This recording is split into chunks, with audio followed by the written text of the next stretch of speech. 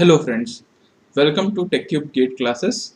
My name is Professor Vivek Singh Rathore and I am Assistant Professor at Government Engineering College, Bilaspur, Chhattisgarh. In this video lecture series, I am teaching Signals and Systems subject, and till now we have completed two modules. That is our first classification of signals and systems, and second module, that is continuous time and discrete time LTI systems. Now in third module we are seeing Fourier series for periodic signals. So we have completed lecture 1, and in that I have explained the trigonometric and amplitude angle form of Fourier series. So let's move further, and we'll see how exponential form of Fourier series works, and we'll see some numerical questions also. So let's get started with our Fourier series. So see, Fourier series, जैसा कि हम लोगों ने पिछले lecture में भी देखा था कि Fourier series is just a representation. Actually Fourier series कर क्या रहे हैं हम लोग? रिप्रेजेंटेशन कर रहे हैं किसी सिग्नल का जो टाइम डोमेन में है उसका फ्रीक्वेंसी डोमेन में with integer multiple of fundamental frequency. मतलब हम omega naught 1 into omega naught, 2 into omega naught, ऐसे फंडामेंटल फ्रीक्वेंसी के इंटीजर मल्टीपल में हम लोग देख रहे हैं कि उसकी एम्पलीट्यूड क्या होगी और उसका फेज क्या होगा. यही हम लोग फोरियर सीरीज रिप्रेजेंटेशन में देख रहे हैं. तो उसको अलग अलग तरीके से रिप्रेजेंट कर सकते हैं, जैसे हमने ट्रिग्नोमेट्रिक फॉर्म में किया, हमने एम्पलीट्यूड एंगल फॉर्म में किया. Now will see another form. अच्छा, कल हम लोगों ने, मतलब पिछले लेक्चर में हम लोगों ने ऑर्थोगोनैलिटी की बात की थी. ऑर्थोगोनल सिग्नल्स, अगर आपको याद होगा तो दो सिग्नल्स म्यूचुअली ऑर्थोगोनल तब होते हैं जब अगर एक टाइम पीरियड में उनको उनका मल्टीपल को इंटीग्रेट किया जाए और वो अगर 0 आ जाए तो वो ऑर्थोगोनल है. अच्छी बात है. और जो सेट ऑफ सिग्नल्स हैं जो म्यूचुअली ऑर्थोगोनल है उनको अपन उस डोमेन का बेस सिग्नल्स कहते हैं. ये this we have seen in the last lecture. Okay fine. So एक और सिग्नल है या एक और रिप्रेजेंटेशन है जिसमें हम जो एक बेस सिग्नल है बोल सकते हैं, और उसके उस डोमेन में सभी कॉस और साइन सिग्नल्स वो म्यूचुअली ऑर्थोगोनल होंगे. जैसे मैं आपको एक एग्जांपल बता रहा हूँ. आपको मैं ये बोल रहा हूँ e to the power minus J N omega not T. ये सिग्नल को आप शायद जानते होंगे, आप लोगों ने कभी देखा भी होगा. इसको हम लोगों ने, we have studied it in complex exponential complex signals. Okay, this is somehow we will called it as Euler's signal. So अगर आपको ये याद होगा e to the minus J N omega not t, या फिर हम इसको सॉरी प्लस ले लेते हैं, to j N omega not t. Actually ये ऐसा होता है यूलर सिग्नल का, cos N omega not t plus j of sine N omega not T. ये आप लोगों ने सीन दिस सिग्नल. अच्छा, ये सिग्नल भी, this signal is also a base signal. मतलब इस डोमेन में अगर आप देखेंगे ना तो आपको ये म्यूचुअली ऑर्थोगोनल मिलेगा. इसका मतलब ये है कि अगर मैं माइनस टी बाई टू से टी बाई टू ले हूँ टाइम पीरियड, और अगर मैं इस सिग्नल का e to the power J N omega not T, ठीक है, और अगर मैं इसका जैसे कोई कॉम्प्लेक्स सिग्नल है, if any complex signal is there and we need to check it is orthogonal or not, so we can do it ft integration multiplication of some, let's suppose ft is there and another signal gt is there, and complex signals are there. Okay, so how can we check it is orthogonal or not? We need, earlier we used to multiply our ft into gt, and then we integrate minus t by 2 to t by 2, and we need to see that its integration, multiple integration is 0 or not. But for complex signal, what we'll do, we'll do a conjugate of it. So any signal multiplied of second conjugate signal and if it is multiple is 0, then we can say that that complex signal is orthogonal. So we can do it here, e to the power minus j n omega naught t. We'll do it, and then we'll see that okay, because see it, let's suppose another signal is there, e to the power j n omega naught t, and what we are doing abstract, means we are conjugating it. So what we'll do, conjugate means we'll do here only and if you multiply here, it was jn omega naught t conjugate, and you will multiply, you will get answer as 0. so ultimately कहने का मतलब ये था कि ये signal जो e to the power J N omega not T अपने हर अलग अलग डोमेन के सिग्नल्स के साथ वो ऑर्थोगोनल होगा। तो हम उसको क्या एक्सपांड कर सकते हैं, मतलब जैसे मैं आपको कहना चाह रहा था कि ये जो सिग्नल है e to the power J N omega not t, n की अलग अलग वैल्यू रख देते हैं, जैसे e to the power j it was j 0 omega not T, ठीक है। और यहाँ पे अपन लिख लेते हैं e to the power j j 1 omega not T, ठीक है, omega not T.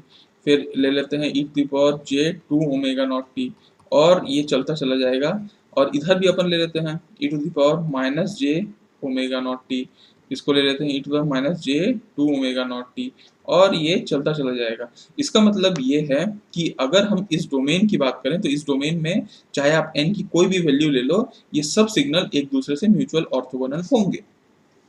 Base signal होने का तो यही मतलब होता है ना, अगर आप अपने डोमेन में बेस सिग्नल हो, इसका मतलब है कि आप और किसी के साथ भी म्यूचुअल ऑर्थोगोनल होगे जो जो उस बेस में रहेगा।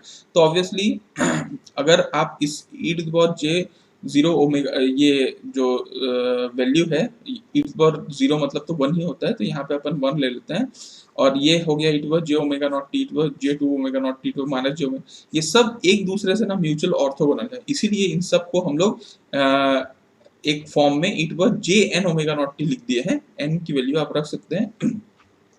और ये हमारा बेस सिग्नल बन गया। और इस डोमेन में ये जितने भी सिग्नल होंगे, ये देखिए आप, जितने भी सिग्नल होंगे all are mutually orthogonal to each other. तो ये है आपका ओवरऑल कॉम्प्लेक्स एक्सपोनेंशियल, या फिर आप इसको एक कॉम्प्लेक्स सिग्नल बोल सकते हैं, और ये उसका म्यूचुअल ऑर्थोगोनल पार्ट है।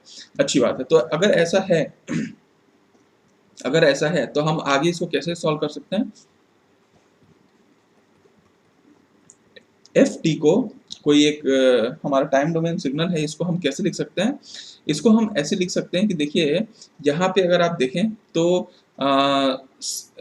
एक तो ये वाला पोर्शन है, 0 वाला पोर्शन, फिर 1 2 3 और ऐसे हो रहे हैं। तो क्यों ना इसको हम ऐसा लिख लें कि F T is equal to N को हम लोग माइनस इनफाइनाइट से इनफाइनाइट ले लेते हैं, e to the power J N omega not t ले लेते हैं, और उसका कुछ भी एम्पलीट्यूड होगा, लेट सपोज वो सी एन एम्पलीट्यूड होगा जो उसका फोरियर कोफिशिएंट होगा। तो बेसिकली देखिए अल्टीमेटली मैं आपको बताना क्या चाह रहा था, मैं आपको एक फोरियर सीरीज का तीसरा फॉर्म बताना चाह रहा था जो मैं पिछले 2 फॉर्म से अलग है। वो ये है कि it is a exponential form of Fourier series. Okay, तो अब आप लोगों को ये समझ में आ रहा होगा फाइनली कि एक टाइम डोमेन सिग्नल में अगर हम बात करें, कोई भी टाइम डोमेन सिग्नल की बात करें, उसको अलग अलग तरीके से रिप्रेजेंट किया जा सकता है। It may be trigonometric form में, it may be amplitude angle form में जो हम लोगों ने देखा, और उसको इस तरीके से भी रिप्रेजेंट किया जा सकता है। एफ टी को एक कॉम्प्लेक्स एक्सपोनेंशियल फॉर्म पे रिप्रेजेंट किया जा सकता है, जो जिसमें से इन विच सी एन पोर्शन, आपका सी एन पोर्शन, ये पोर्शन आपका कहलाएगा फोरियर कोफिशिएंट। तो इसको हम लोग फोरियर कोफिशिएंट कहते हैं। C N is called as Fourier coefficient, and इसकी एक वैल्यू होती है, आपको मैं बता देता हूँ कि यहाँ पे इसको अपन लिखते हैं, चलिए इससे C N will be equal to, ठीक है, सी एन आपको 1 बाय टाइम पीरियड होगा, ठीक है, और यहाँ पे हम लेंगे minus T by two to T by two, और आपका एफ टी तो होगा ही जो आपका सिग्नल है। अगर आपको सी एन निकालना है तो सी एन निकालने के लिए आपको क्या करना पड़ेगा, वो एफ टी को e to the power minus J N omega not t, देखिए यहाँ पे हम क्या ले रहे थे, e to the power J N omega not t, और यहाँ हम लोग ले रहे हैं e to the power minus J N omega not t, है ना, एंड डी टी। तो ये है आपका ओवरऑल, आप बोल सकते हैं इसको, ये आपका फोरियर कोफिशिएंट निकालने का तरीका हो गया। तो फोरियर कोफिशिएंट ऐसे निकाला जाता है, और उस फोरियर कोफिशिएंट को हम लोग e to the power J N omega not t के अलग अलग आयाम पे अपन एन की वैल्यू पे रखते जाएंगे, तो हमारी एफ टी को हम रिप्रेजेंट कर सकते हैं। सिंपल तरीका यही है फोरियर सीरीज को करने का। तो ये 3 तरीके हैं बेसिकली। अब हम लोग इसको थोड़ा सा और अच्छे से देखते हैं। क्या देखें, देखिए लेट सपोज, देखिए आपका ये है F T into E to the power minus J N omega not t. जैसा कि हमको मालूम है कि e to the power minus J N omega not t we can write it as cos of N omega not T, ठीक है, minus J sine N omega not T, ये हम लिख सकते हैं, अच्छी बात है। तो क्या हम इसको अंदर ले जाएं, तो हम लेके जा सकते हैं, जैसे सी एन को अगर आप चाहें तो 1 बाय टाइम पीरियड तो है ही, आप माइनस टी बाई टू से टी बाई टू ले लेते हैं, एफ टी ले लेते हैं, और इसको अपन ले लेते हैं cos of N omega not T minus J sine N omega not T, okay, and D T, ये हम ले लेते हैं, अच्छी बात है। अब इसको हम थोड़ा सा खोल भी देते हैं, जैसे कि हम अगर अपन देखें यहाँ पे, अगर अपन इसको देखें f T into cos N omega not t है, F T into cos N omega not t, फिर माइनस करके j f T into sine, आपको you must be remembering that हम ए एन की value a zero, a n और B n जो trigonometric form में था वो हम लोगों ने निकाला था, अगर आपको याद होगा। ए एन की वैल्यू अगर आपको याद होगी तो ऐसा था, a n equal to two by t था, माइनस टी बाई टू से टी बाई टू था, और एफ टी था, और इसको मल्टीप्लाई कर दिया था cos N omega not T से डी टी से, अगर आपको याद होगा तो। क्या ये बिल्कुल वैसा ही दिखता है, F T into cos N omega not T, one by T minus T by two से टी बाई टू, बस यहाँ टू बाई टी है, यहाँ वन बाई टी है। तो उसको क्यों ना ऐसा लिख सकते हैं कि जो एफ टी है, F T sorry F T नहीं, यहाँ पे आप इसको ऐसा लिख रहे थे कि जो सी एन है, एक्चुअली सी एन अपन निकाल रहे थे, जो सी एन है वो आपका कहीं ना कहीं कहलाएगा, ये आपका कहलाएगा ए एन बाय टू, है ना, ये ए एन है, उसको टू से आप डिवाइड कर लीजिए, तो ए एन बाय टू, और आपका यहाँ पे माइनस साइन रहेगा, माइनस, ठीक है, माइनस आपका जे तो रहेगा ही, और बी एन बाय टू रहेगा। तो बेसिकली ये है आपका relation, it is a relation between your trigonometric coefficients, ये आपका ट्रिग्नोमेट्रिक का कोफिशिएंट्स है, और ये आपका एक्सपोनेंशियल फॉर्म का कोफिशिएंट है। तो it is a relation between trigonometric trigonometric and exponential Fourier coefficient, इसको चीज को आप याद रखिएगा, है ना, a N by two minus j B N by two. तो बेसिकली देखिए अगर आप देखें तो सी एन की वैल्यू आ गई, अच्छी बात है। चलिए अगर हम इसी को सी ऑफ माइनस एन लिखें तो क्या होगा, अगर सी ऑफ माइनस एन चाहिए अपन को, तो अपन को बेसिकली करना क्या होगा, देखिए सी ऑफ माइनस एन निकालने के लिए हमको फॉर्मूले में चाहिए कि फॉर्मूला वन बाई टी हो, माइनस टी बाई टू से टी बाई टू हो, F T into E to the power J N omega not T D T. यहाँ माइनस नहीं रहेगा, यहाँ प्लस हो जाएगा, क्योंकि अपन माइनस एन ले रहे हैं, और माइनस एन के चक्कर में हम क्या होगा, यहाँ पे minus N minus minus plus हो जाएगा, तो सी ऑफ माइनस एन ऐसा हो जाएगा। इसको भी अगर आप एक्सपांड करोगे तो will get it same as C of minus N will be equal to A N by two plus J B N by two, ठीक है, ये आपको मिल जाएगा।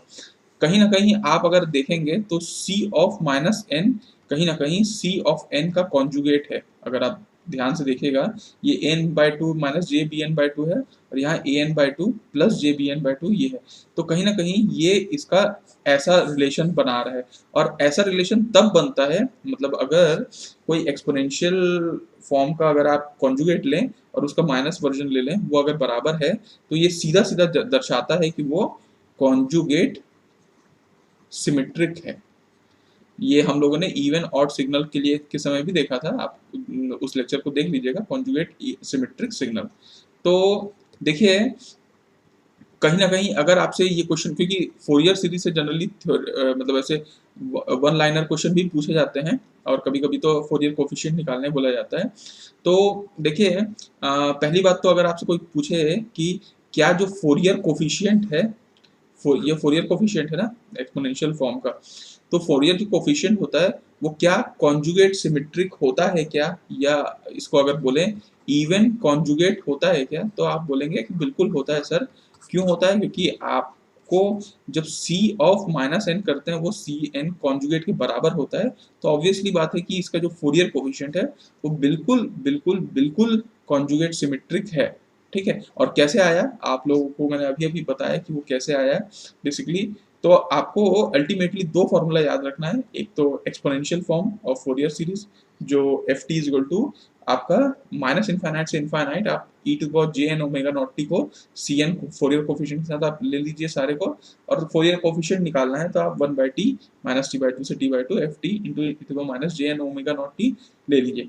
ये दोनों करने से मतलब बेसिकली आपका ये निकालने से आपका एक सिग्नल को एक्सपोनेंशियल फोरियर सीरीज की तरह अपन रिप्रेजेंट कर सकते हैं। सिंपल सा तरीका है जो हम लोग रिप्रेजेंट करते हैं, है ना। अब इसमें हमको आपको कुछ वैल्यूज चाहिए, जैसे कि आप बोलेंगे कि सर क्या हम इसको बिल्कुल रिलेट कर सकते हैं उसके साथ ट्रिग्नोमेट्री के साथ, तो सी एन की वैल्यू आ गई है ना, ये एक फोरियर कोफिशिएंट था हमारा।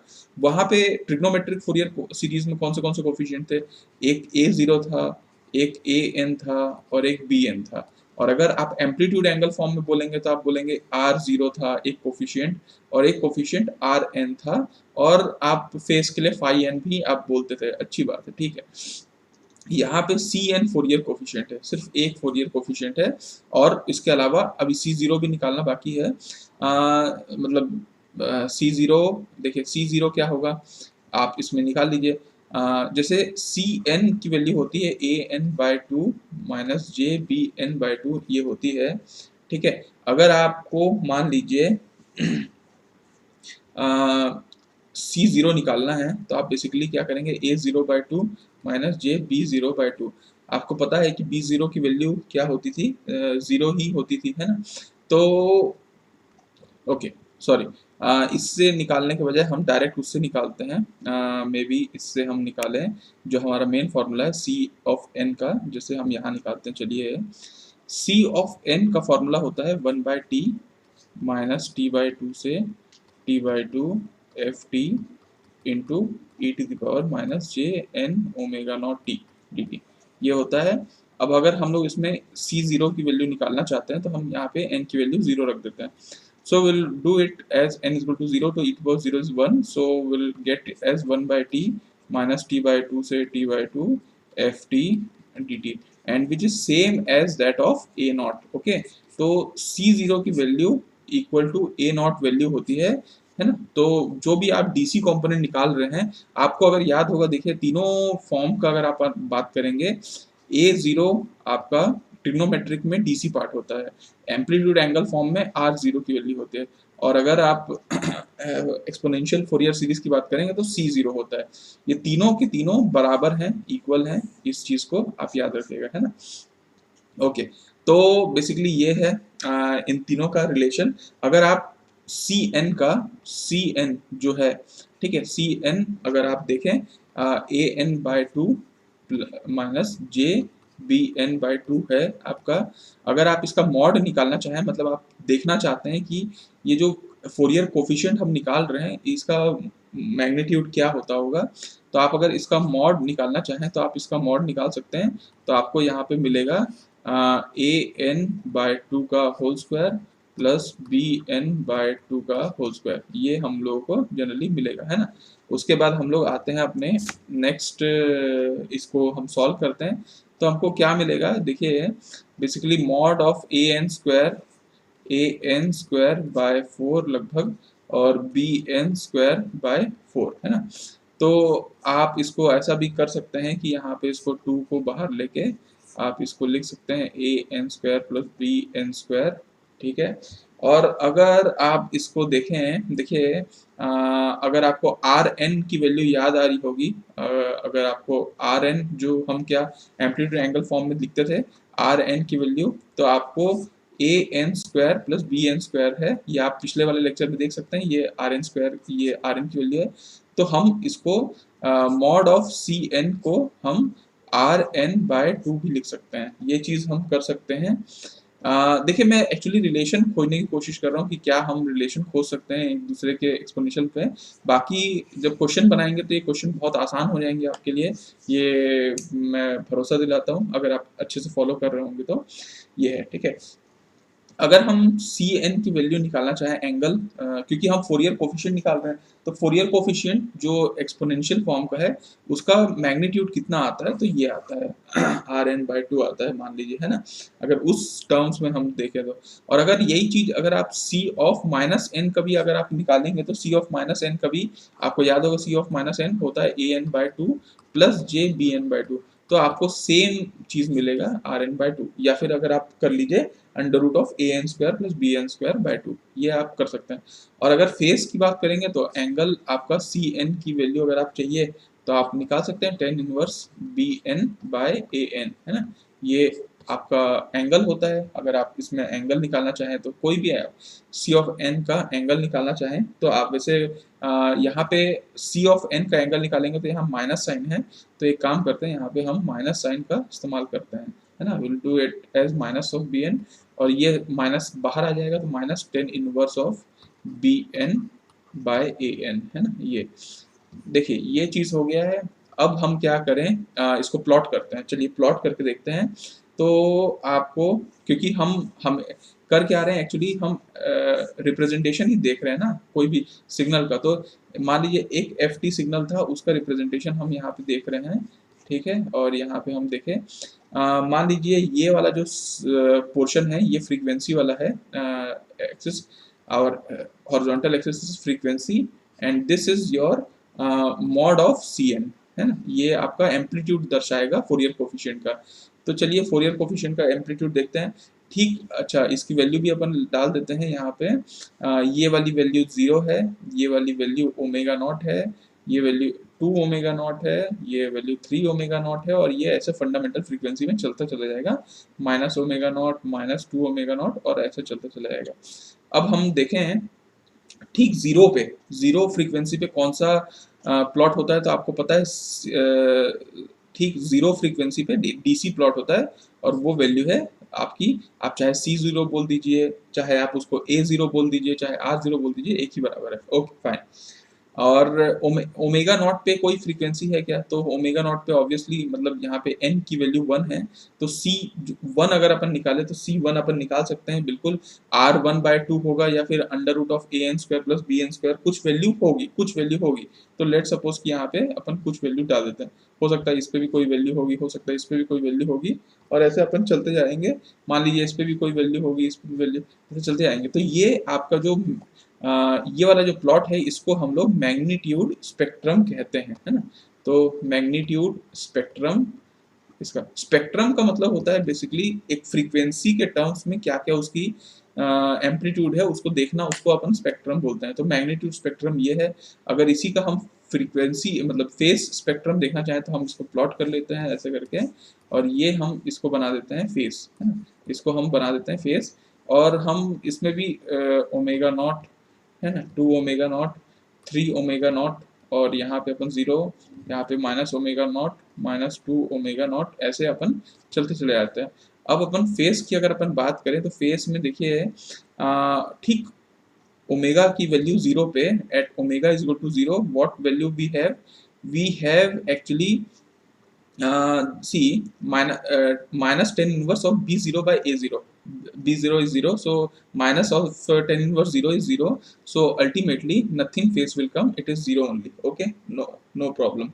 So at n is equal to 1, minus 10 inverse b1 by a1, some value will come, and let's suppose this is minus of phi 1, so this is actually, let's suppose this is minus of phase 1, and at 2, when n is equal to 2, b2 by a2, it will come here at negative axis, okay, so it will come as minus phi 2, and then it will go on minus phi 3, like this. Same thing will happen here also, it will go on like this, minus phi of minus 1 will come, okay, and here it will go on minus phi of minus 2, like this. So आप देख सकते हैं actually कि या फिर इसको आप समझ सकते हैं एक्चुअली कि जो ये है आपका फेस स्पेक्ट्रम, है ना, फेस स्पेक्ट्रम है ये, वो मैग्नीट्यूड स्पेक्ट्रम था। तो अगर आपको कोई पूछे कि अगर आपको